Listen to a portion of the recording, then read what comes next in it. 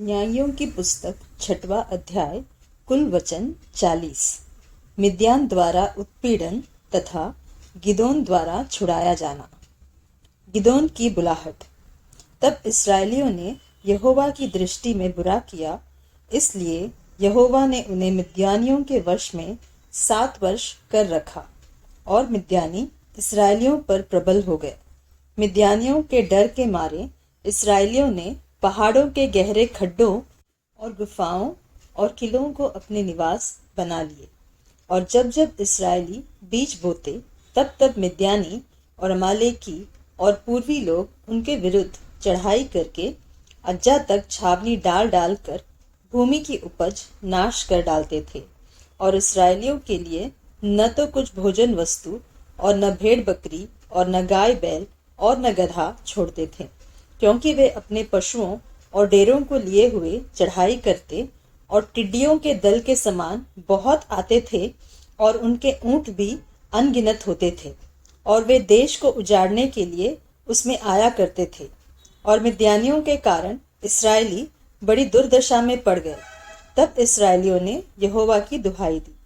जब इस्राएलियों ने मिद्यानियों के कारण यहोवा की दुहाई दी, तब यहोवा ने इस्राएलियों के पास एक नबी को भेजा, जिसने उनसे कहा, इस्राएल का परमेश्वर यहोवा यों कहता है कि मैं तुमको मिस्र में से ले आया और दासत्व के घर से निकाल ले आया, और मैंने तुमको मिस्रियों के हाथ से वरन जितने तुम पर अंधेर करते थे उन सबों के हाथ से छुड़ाया, और उनको तुम्हारे सामने से बरबस निकाल कर उनका देश तुम्हें दे दिया।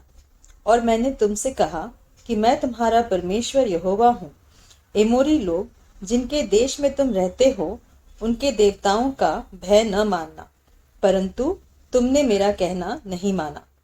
फिर यहोवा का दूत आकर उस बांज वृक्ष के तले बैठ गया, जो ओप्रा में अबीएजेरी योआश का था, और उसका पुत्र गिदोन एक दाखरस के कुंड में गेहूं इसलिए झाड़ रहा था कि उसे मिद्यानियों से छिपा रखे। उसको यहोवा के दूत ने दर्शन देकर कहा, हे शूरवीर सूरमा, यहोवा तेरे संग है।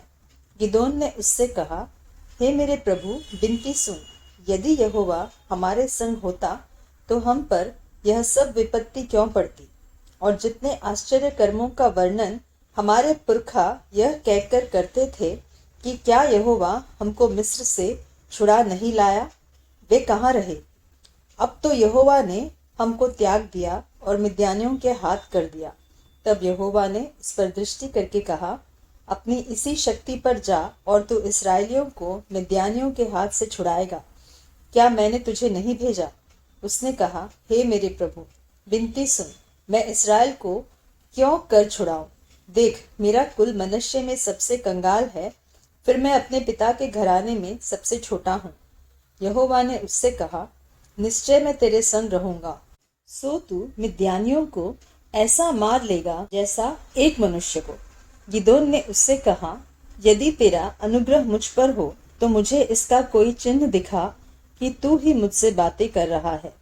जब तक मैं तेरे पास फिर आकर अपनी भेंट निकाल कर तेरे सामने न रखूं, तब तक तू यहाँ से न जा। उसने कहा, मैं तेरे लौटने तक ठहरा रहूंगा। तब गिदोन ने जाकर बकरी का एक बच्चा और 1 एपा मैदे की अखमीरी रोटियां तैयार की। तब मांस को टोकरी में और जूस को तसले में रखकर बांज वृक्ष के तले उसके पास ले जाकर दिया। परमेश्वर के दूत ने उससे कहा, मांस और अखमीरी रोटियों को लेकर इस चट्टान पर रख दे और जूस को उंडेल दे। उसने ऐसा ही किया। तब यहोवा के दूत ने अपने हाथ की लाठी को बढ़ाकर मांस और अखमीरी रोटियों को छुआ, और चट्टान से आग निकली, जिससे मांस और अखमीरी रोटियां भस्म हो गई। तब यहोवा का दूत उसकी दृष्टि से अंतर्ध्यान हो गया। जब गिदोन ने जान लिया कि वह यहोवा का दूत था, तब गिदोन कहने लगा, हाय प्रभु यहोवा, मैंने तो यहोवा के दूत को साक्षात देखा है। यहोवा ने उससे कहा, तुझे शांति मिले, मत डर, तू न मरेगा। तब गिदोन ने वहां यहोवा की एक वेदी बनाकर उसका नाम यहोवा शालोम रखा। वह आज के दिन तक अबीएजेरियों के ओप्रा में बनी है। फिर उसी रात को यहोवा ने गिदोन से कहा, अपने पिता का जवान बैल अर्थात दूसरा 7 वर्ष का बैल ले और बाल की जो वेदी तेरे पिता की है उसे गिरा दे, और जो आशेरा देवी उसके पास है उसे काट डाल, और उस दृढ़ स्थान की चोटी पर ठहराई हुई रीति से अपने परमेश्वर यहोवा की एक वेदी बना। तब उस दूसरे बैल को ले और उस आशेरा की लकड़ी को जो तू काट डालेगा जलाकर होम बलि चढ़ा। तब गिदोन ने अपने संग 10 दासों को लेकर यहोवा के वचन के अनुसार किया, परंतु अपने पिता के घराने और नगर के लोगों के डर के मारे वह काम दिन को न कर सका, इसलिए रात में किया। बिहान को नगर के लोग सवेरे उठकर क्या देखते हैं कि बाल की वेदी गिरी पड़ी है और उसके पास की आशेरा कटी पड़ी है और दूसरा बैल बनाई हुई वेदी पर चढ़ाया हुआ है। तब वे आपस में कहने लगे, यह काम किसने किया? और पूछ पाछ और ढूंढ ढांड कर वे कहने लगे कि यह योआश के पुत्र गिदोन का काम है। तब नगर के मनुष्यों ने योआश से कहा, अपने पुत्र को बाहर ले आ कि मार डाला जाए, क्योंकि उसने बाल की वेदी को गिरा दिया है और उसके पास की आशेरा को भी काट डाला है।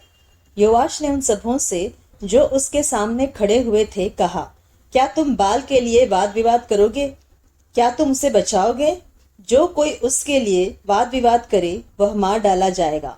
बिहान तक ठहरे रहो, तब तक यदि वह परमेश्वर हो तो जिसने उसकी वेदी गिराई है उससे वह आप ही अपना वाद विवाद करे। इसलिए उस दिन गिदोन का नाम यह कहकर यरुब्बाल रखा गया कि इसने जो बाल की वेदी गिराई है तो इस पर बाल आप वाद विवाद कर ले। इसके बाद सब मिद्यानी और अमालेकी और पूर्वी इकट्ठे हुए और पार आकर इजराइल की तराई में डेरे डाले। तब यहोवा का आत्मा गिदोन में समाया और उसने नरसिंगा फूका। तब अबीएजेरी उसकी सुनने के लिए इकट्ठे हुए। फिर उसने कुल मनश्शे के पास अपने दूत भेजे और वे भी उसके समीप इकट्ठे हुए। और उसने आशेर, जबूलून और नप्ताली के पास भी दूत भेजे, तब वे भी उससे मिलने को चले आए। तब गिदोन ने परमेश्वर से कहा, यदि तू अपने वचन के अनुसार इस्राएल को मेरे द्वारा छुड़ाएगा तो सुन, मैं एक भेड़ी की ऊन खलिहान में रखूंगा, और यदि ओस केवल उस ऊन पर पड़े और उसे छोड़ सारी भूमि सूखी रह जाए तो मैं जान लूंगा कि तू अपने वचन के अनुसार इस्राएल को मेरे द्वारा छुड़ाएगा। और ऐसा ही हुआ। इसलिए जब उसने बिहान को सवेरे उठकर उस ऊन को दबाकर उसमें से ओस निचोड़ी, तब एक कटोरा भर गया। फिर गिदोन ने परमेश्वर से कहा, यदि मैं एक बार फिर कहूं तो तेरा क्रोध मुझ पर न भड़के। मैं उस ऊन से एक बार और भी तेरी परीक्षा करूं, अर्थात केवल ऊन ही सूखी रहे और सारी भूमि पर ओस पड़े। उस रात को परमेश्वर ने ऐसा ही किया, अर्थात केवल ऊन ही सूखी रह गई और सारी भूमि पर ओस पड़ी।